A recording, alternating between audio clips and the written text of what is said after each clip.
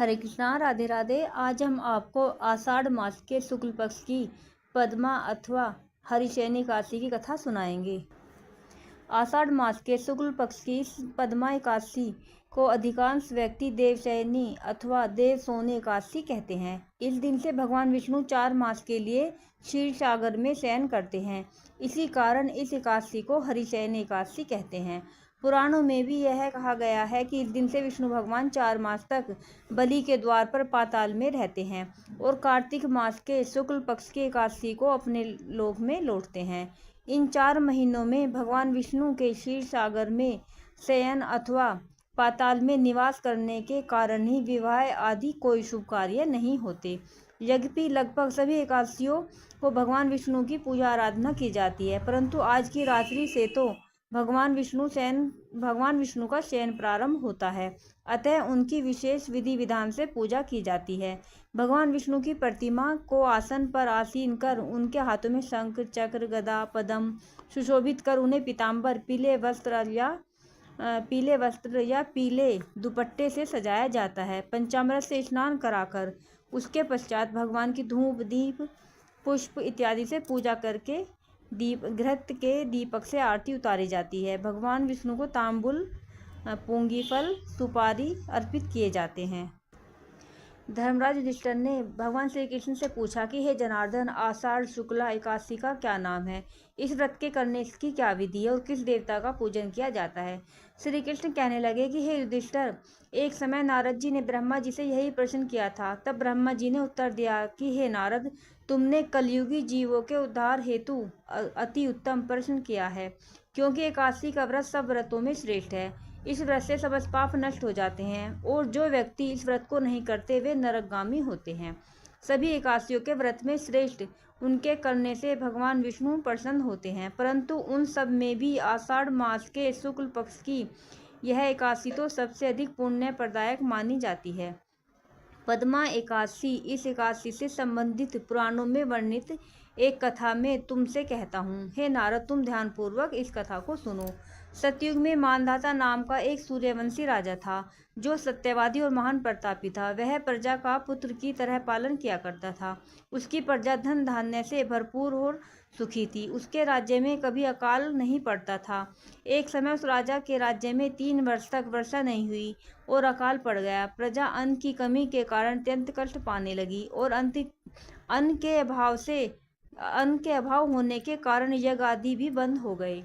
एक दिन प्रजा राजा के पास जाकर कहने लगी कि हे राजन, समस्त विश्व की सृष्टि का कारण वर्षा है। वर्षा के अभाव से अकाल पड़ गया है और अकाल से प्रजा मर रही है। इसलिए ऐसा उपाय कीजिए जिससे प्रजा का कष्ट दूर हो। राजा मानधाता ने कहा, आप लोग ठीक कह रहे हैं। वर्षा से ही अन्न उत्पन्न होता है और आप लोग वर्षा न होने से अत्यंत दुखी हैं। मैं आप लोगों के दुखों को समझता हूँ। अतः ऐसा कहकर राजा कुछ सेना साथ लेकर वनों की तरफ चल दिया। वह अनेक ऋषियों के आश्रम में भ्रमण करता हुआ अंत में ब्रह्मा जी के पुत्र अंगिरा ऋषि के आश्रम में पहुंचा। वहां राजा ने घोड़े से उतरकर अंगिरा ऋषि को प्रणाम किया। मुनि ने राजा को आशीर्वाद देकर कुशल क्षेम के पश्चात उससे आश्रम में आने का कारण पूछा। राजा ने हाथ जोड़कर विनम्र भाव से कहा, हे भगवान, सब प्रकार से धर्म का पालन करने पर भी मेरे राज्य में अकाल पड़ गया है। इससे प्रजा अत्यंत दुखी है। राजा के पापों से ही प्रजा को कष्ट मिलता है, ऐसा शास्त्रों में लिखा है। जब मैं धर्मानुसार राज्य करता हूँ तो मेरे राज्य में अकाल कैसे पड़ गया? मैं आपसे इसी संदेह का निवारण करने के लिए आया हूँ। कृपया करके मेरे संदेह का निवारण कीजिए और साथ ही प्रजा के कष्ट दूर करने का कोई उपाय भी बताइए।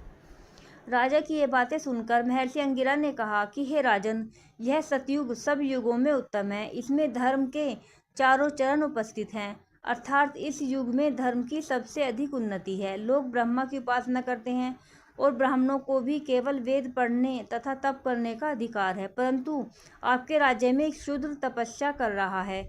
इसी दोष के कारण आपके राज्य में वर्षा नहीं हो रही। इसलिए यदि आप प्रजा का भला चाहते हो तो उस शूद्र का वध कर दो। राजा ने कहा, हे महाराज, मैं उस निरपराध तपस्या करने वाले शूद्र को किस तरह मार सकता हूँ? आप इस दोष से छूटने का कोई अन्य उपाय बताइए। तब ऋषि कहने लगे कि हे राजन, यदि तुम अन्य उपाय जानना चाहते हो तो सुनो। आषाढ़ मास के शुक्ल पक्ष की पद्मा नाम की एकादशी का विधि पूर्वक व्रत करो। इस व्रत के प्रभाव से तुम्हारे राज्य में वर्षा होगी और प्रजा सुख पावेगी। इस एकादशी का व्रत सब सिद्धियों को देने वाला तथा उपद्रवों को शांत करने वाला है।